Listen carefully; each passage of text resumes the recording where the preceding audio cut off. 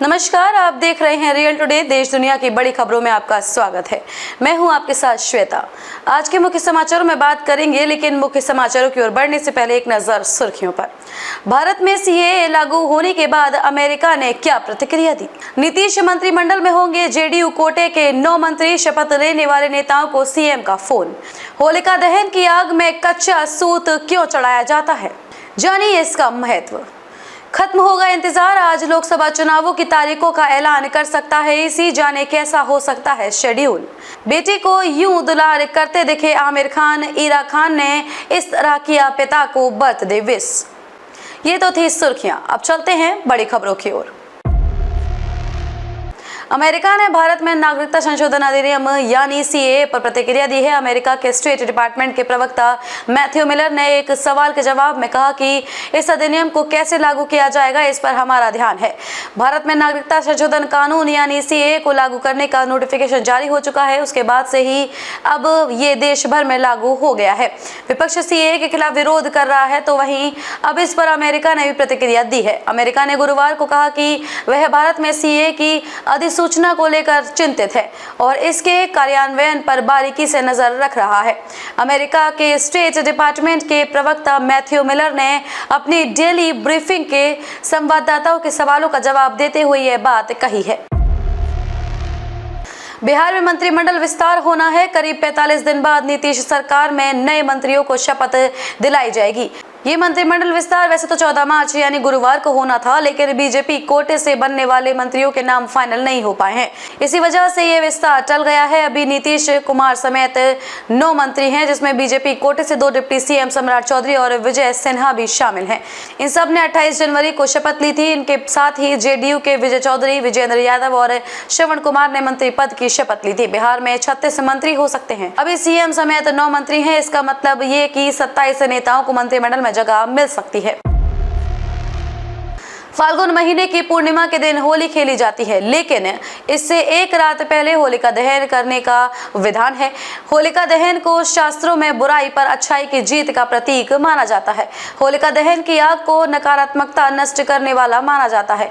इसी कारण से होलिका दहन की आग में लोग कई चीजें अर्पित करते हैं। इसमें उनके शुभ प्रभाव से जीवन की सभी परेशानियां दूर हो जाएं। होला अष्टक के लगने पर दहन की तैयारी होली के 8 दिनों पहले से ही शुरू हो जाती है। इस दिन से ही लोग होलिका दहन के लिए लकड़ियां, उपले इकट्ठी करना शुरू कर देते हैं। होलिका दहन की रात का बड़ा महत्व बताया जाता है। ऐसा माना जाता है कि दीपावली और शिवरात्रि की तरह ही इस रात में भी देवी शक्तियां जागृत होती हैं। प्राचीन काल से ही लोग इस रात होलिका दहन के लिए इकट्ठा की गई लकड़ियों और उपलों पर कच्चा सूत लपेटकर उसकी पूजा करते हैं। चुनाव आयोग के 2 नए चुनाव आयुक्तों के नाम फाइनल हो गए हैं।